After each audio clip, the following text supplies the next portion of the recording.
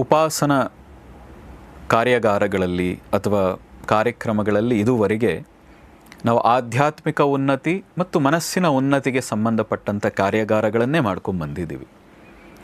ಅದರಿಂದನೂ ಸಾಕಷ್ಟು ಜನಕ್ಕೆ ಹಲವಾರು ರೀತಿಯ ಸಹಾಯ ಆಗಿದೆ. ಆದರೆ ಆಧ್ಯಾತ್ಮಿಕ ಉನ್ನತಿಯನ್ನು ಗಳಿಸಬೇಕಾದ್ರೆ ನಾವು ಆರ್ಥಿಕವಾಗಿ ಕೂಡ ಸಬಲರಾಗಿರಬೇಕು.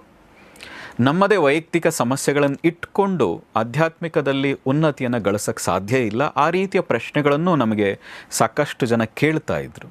ಆ ಉದ್ದೇಶದಿಂದ ಹೆಚ್ಚಿನ ಜನಕ್ಕೆ ಅನುಕೂಲ ಆಗಬೇಕು, ಆಧ್ಯಾತ್ಮಿಕವಾಗಿ ಅವರು ಉನ್ನತಿ ಆಗಬೇಕಾದ್ರೆ ಒಂದು ಹಂತದವರೆಗಿನ ಆರ್ಥಿಕ ಸಬಲತೆ ಅವರ ಜೀವನದಲ್ಲಿ ಇರಬೇಕು.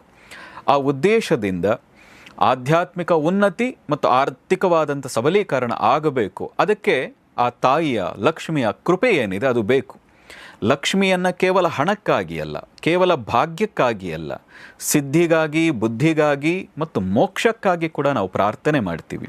ಈ ಎಲ್ಲದರ ಒಟ್ಟಾರೆಯಾಗಿ ಪ್ರತಿಯೊಬ್ಬರಿಗೂ ಅನುಕೂಲ ಆಗಬೇಕು, ಆ ಸಾಧನೆ ಮಾರ್ಗದಲ್ಲಿ ಪ್ರಗತಿಯನ್ನು ಸಾಧಿಸಬೇಕು ಅನ್ನೋ ದೃಷ್ಟಿಯಿಂದ ಇದೇ ಏಪ್ರಿಲ್ 26ನೇ ತಾರೀಕು ಉಪಾಸನದಲ್ಲಿ ಮೊದಲ ಬಾರಿಗೆ ಈ ಲಕ್ಷ್ಮೀ ಸಾಧನೆ ಅನ್ನುವಂತಹ ಒಂದು ವಿಶೇಷವಾದಂಥ ಕಾರ್ಯಾಗಾರವನ್ನು ಮಾಡ್ತಾ ಇದ್ದೀವಿ.